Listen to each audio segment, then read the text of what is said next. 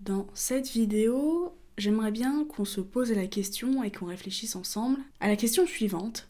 Quelle structure adopter dans Obsidian pour ne pas finir par être dépassé par son système? Parce qu'en fait, avant même de commencer à utiliser Obsidian, beaucoup se demandent en fait quelle est la meilleure structure à adopter. Parce que c'est normal, on veut éviter le chaos, on a peur de mal être organisé dans nos notes et de finir finalement submergé par un système qui devient ingérable. Et en fait, c'est une question légitime et logique. Pour éviter que son Obsidian devienne un système brouillon et incohérent, il ne faut pas qu'il y ait un excès de laxisme, parce que ça pourrait mener à une accumulation de petits désordres qui rendrait la structure bancale à long terme. Et au résultat, en fait, il faudrait soit passer des heures à tout réorganiser, soit tout recommencer de zéro. Donc, pour bien commencer, il faut poser les bonnes bases dès le départ pour éviter une désorganisation progressive et difficilement réversible. C'est une question que j'ai vue passer dans un post de la communauté atomique dans lequel Thomas avait présenté sa manière d'organiser son coffre. Alors, j'ai regardé les captures d'écran qu'il nous a partagées et j'ai réfléchi à comment l'aider dans son organisation parce qu'il avait l'air un peu perdu. Mais je me suis vite rendu compte qu'en fait, il se posait la mauvaise question. Juste avant de continuer la vidéo, je vous rappelle qu'il est possible d'avoir accès à mes notes sur Obsidian Publish. Tu peux obtenir le code d'accès directement via le lien en description et je t'enverrai le code à mon site par email. Donc, revenons-en à Thomas et son problème d'organisation.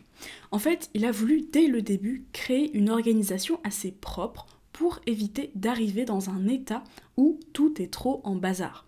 Mais au final, il s'est pris les pieds dans sa propre structure.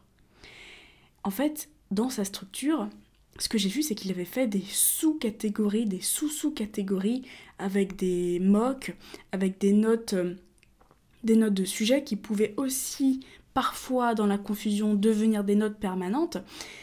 Enfin bref, il s'est lui-même rendu compte qu'il ne savait plus comment utiliser sa propre classification et au final, il a fini par créer un système complexe dans sa structure.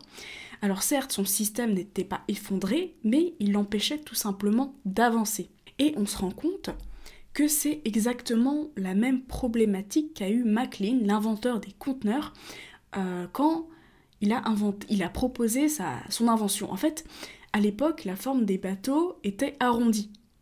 Et évidemment, les conteneurs qui étaient de forme cubique ne rentraient pas dans ces bateaux.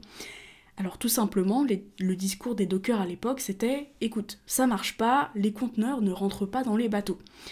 Mais la réponse de Maclean a été la suivante « Si les conteneurs ne rentrent pas, changeons la forme des bateaux ».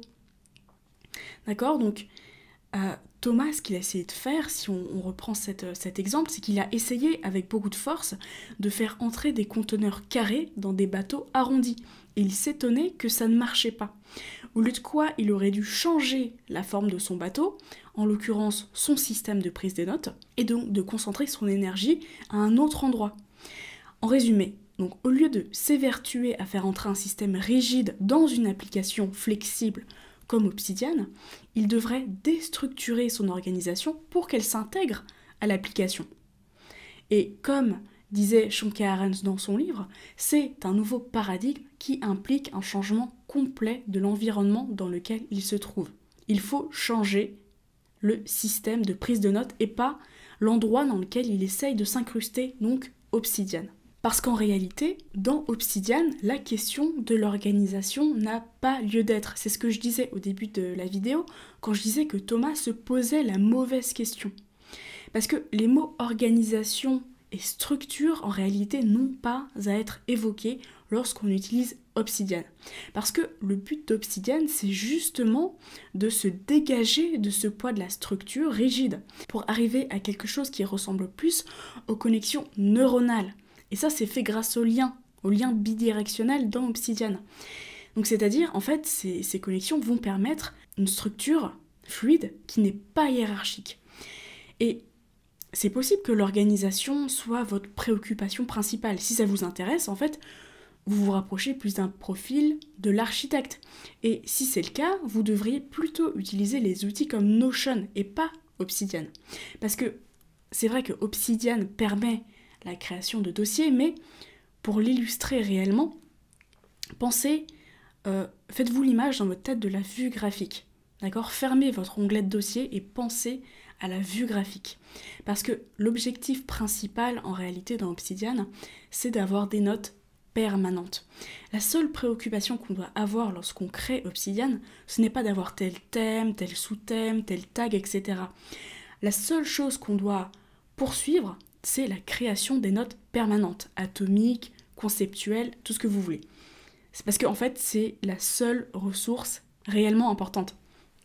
On peut mettre des mocks, des thèmes, moi j'en mets quelques-uns, mais ça va me servir uniquement à retrouver certaines notes, dans certains cas. Que tu classes les notes sous bidule muche ou bidule chouette, en fait ça n'a aucune importance, parce que le but, c'est que tu puisses au final retrouver les concepts importants et centraux de ta réflexion. Et ça passe uniquement par les liens et les connexions que tu vas faire entre tes différentes notes. Donc au lieu de te concentrer sur la structure que tu veux mettre dans Obsidian, quelle organisation tu vas avoir, concentre-toi sur créer des notes conceptuelles, les connecter entre elles, retrouve-toi dans la vue graphique et poursuis ces liens, regarde dans ces liens, qu'est-ce qui se forme, quelles grandes idées s'assemblent entre elles. Ne te focus pas sur l'organisation, parce que de toute façon, tu vas trouver une organisation au début, elle va changer, tu vas découvrir d'autres choses, et tu vas vouloir ajouter des trucs en plus, et tu vas te rendre compte que ça colle pas. Donc concentre-toi sur créer des notes permanentes et les connecter entre elles. Voilà, j'espère que cette vidéo t'aura permis de comprendre un petit peu plus la question de l'organisation dans Obsidian. Et encore une fois, je te rappelle que tu peux accéder à plusieurs de mes notes dans Obsidian Publish. Tu entres ton email via le lien en description et je t'envoie ça.